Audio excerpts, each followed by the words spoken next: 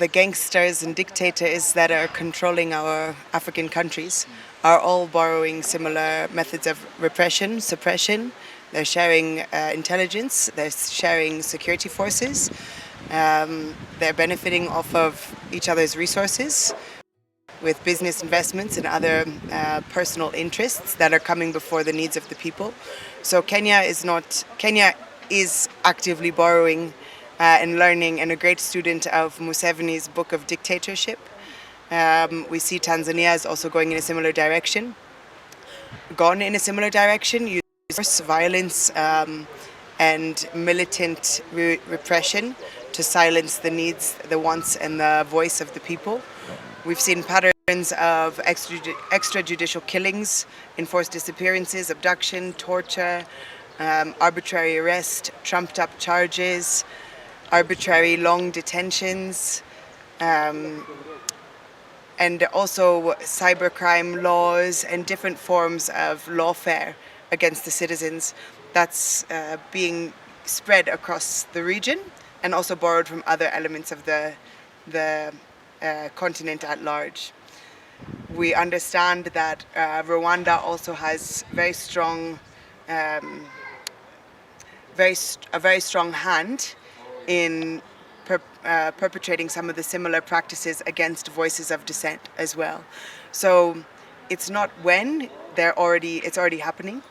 And for me, it's not only a concern of my own country, it's a concern of what's happening to people across our borders.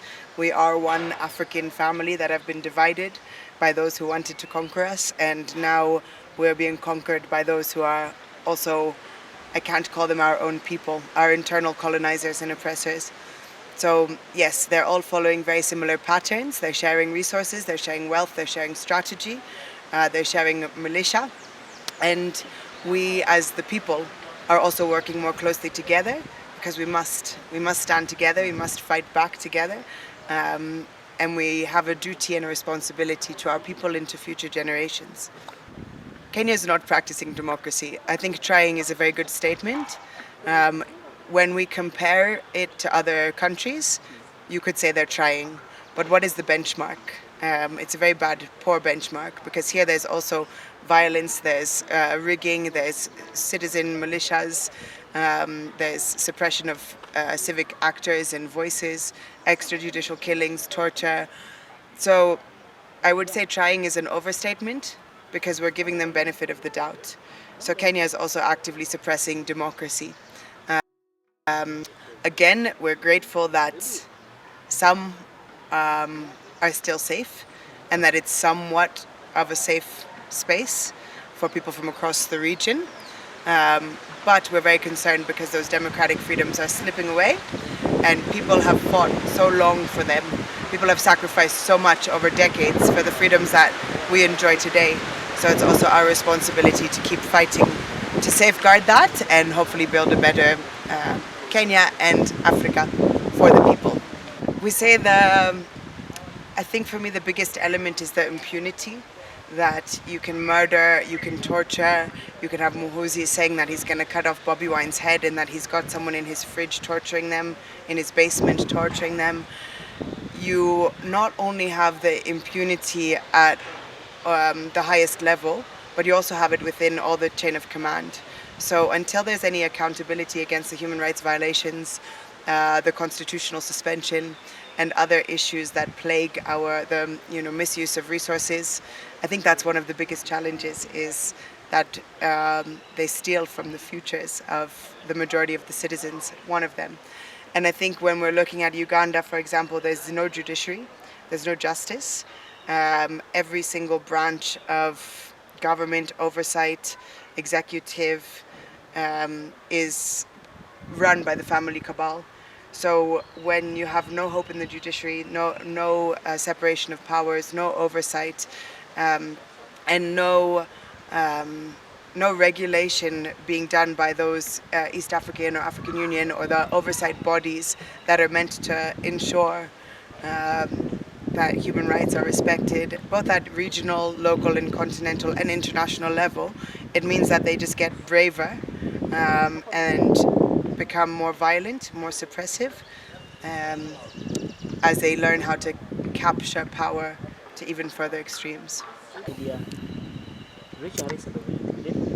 As we've said, it's rule of law versus rule of man. Yes, because in the Ugandan law, it provides for that you're allowed to observe as a citizen without any accreditation.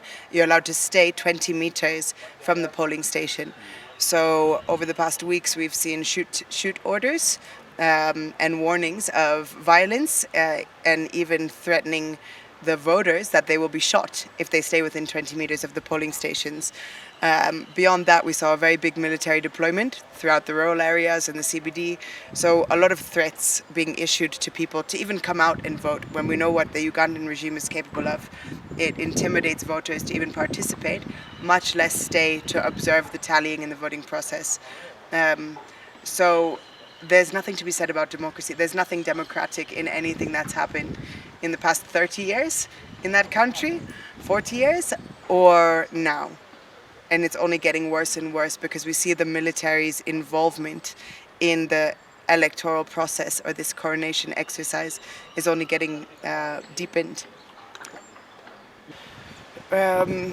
It's not my place to give advice to the people of Uganda. I think what we can give is we can give courage, we can give solidarity, we can ask them how we can better support. But we're not here to determine what is the pathway to freedom, to democracy, to liberation of their country. We're here to stand beside you, next to you, behind you, and support you in whatever ways we can. And that's one of the reasons we've been amplifying what's happening in the darkness. Because when voices are cut off intentionally, we're happy to raise our voices and also speak in coordination with them on their behalf. But it's not so for me. I would say stay strong, stay courageous. Change is coming. We know that elections are useless in this region, so we must continue organizing, strategizing, and fighting for what's ours. Thank you.